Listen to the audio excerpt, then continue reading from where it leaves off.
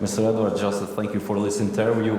How is looking United States Russian influence in Europe before and post Ukraine invasion? Well, look, even before the February 24th invasion, the United States was very concerned about Russian influence, what we call hybrid warfare, using disinformation techniques to create divisions in Europe.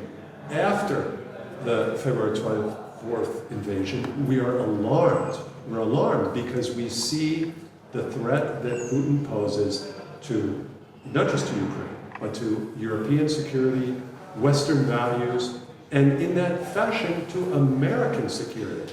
So we are very concerned about Russian influence, not just in the Russian actions in Ukraine, but also Russian influence, including in this region. How are you looking Russian influence in the Balkans, because Putin always make trouble not just in Europe and in Balkans, especially in Montenegro, Kosovo, and Bosnia and Herzegovina. How do you see that problem? Vladimir Putin, to benefit from the problems in the Balkans, does not need to make a new war.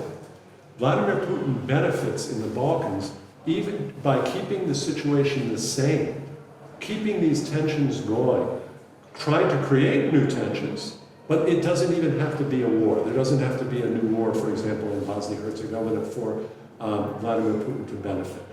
As long as the situation stays like this, the confidence in this region, in the United States, and in the European Union goes down. The support for European Union goes down. He gets to use this as an example in his eyes of a failed project, of a failed European Union, which is exactly what he's trying to also use and demonstrate in Ukraine. And in addition, he gets the benefit by keeping this region in this fashion. He has an ally who helps him carry out the agenda. And that ally is in Serbia. That is President Aleksandar Vuçiq, who has demonstrated even before the invasion, but now we see it with the clarity after the Russian invasion, that he is Vladimir Putin's partner in this same agenda of keeping this region divided and trying to divide Europe. Could Putin use Aleksandar Vuçiq to make trouble, for example, in North Kosovo, especially in Bosnia, with Milorad Dodik, to destabilize these two states? The game is not that Vučić will have Dodik make trouble. It's that Vučić benefits from this potential destabilization. So this is how the game goes. Because people are afraid that Dodik will start something because he has Russian support, then US and EU then have to turn to Belgrade and have to turn to Aleksandar Vučić. Oh, please, will you please help us control Dodik? And this is a game. This is what we call in the United States a racket. It's a scam. Aleksandar Vučić is proposing exactly the strategy that Dodik carries out. He pretends that he respects Bosnian sovereignty. Meanwhile, he talks about Serb rule and carries out Serb rule policy, undermining sovereignty of Montenegro, and also preventing Kosovo from moving forward, blocking Kosovo in all international organizations. So Aleksandar Vučić carries out a similar agenda. He does not have to have a new war. And Putin does not need a new war in this region in order to benefit, to keep it unstable. The stable status quo is also beneficial for Moscow, as is deterioration. Do you see the final dialogue this year, or maybe not? No, I don't believe a dialogue will succeed, and that's not because Miroslav Lajčák is not trying. He's trying very hard. He's very knowledgeable and understands. The problem is that Serbia has no interest to resolve this problem in the dialogue. And it's an illusion to believe that Serbia, in some process in the dialogue, will arrive at recognition. It will not.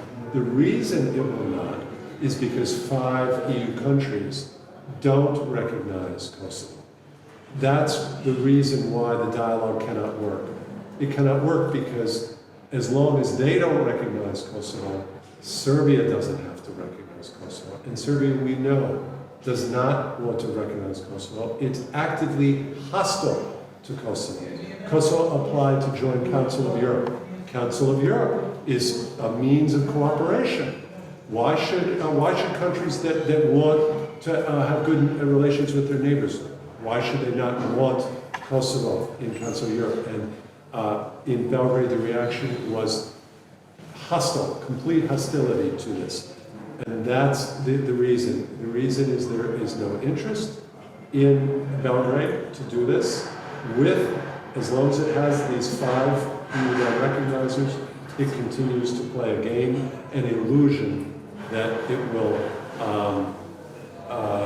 join the European Union and play along. And this is why Open Balkans is also another illusion that gives legitimacy to Aleksandar Vuçiq, but changes nothing in his policy. And last question, after Putin, does we have to see another Putin?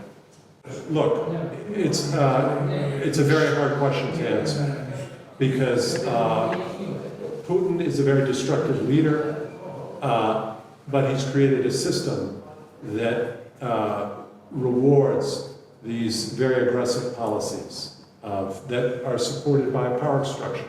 So Putin has created in Russia a power structure where people have interest to support him. If he were to fall, we would have to see, there would be certainly a possibility, but this would be a strategic decision on the part of the Russian people. Just like Serbia has to decide and cannot pretend it's going for European Union, but really carrying out same type of policies as Putin, but through other means. In that case, Russia would also have to decide. If Putin falls, Russia would have to decide, do we want to be a constant source of aggression and tension, or do we want to have a relationship of respect with the United States and with the European Union? Thank you, Mr. Edwin.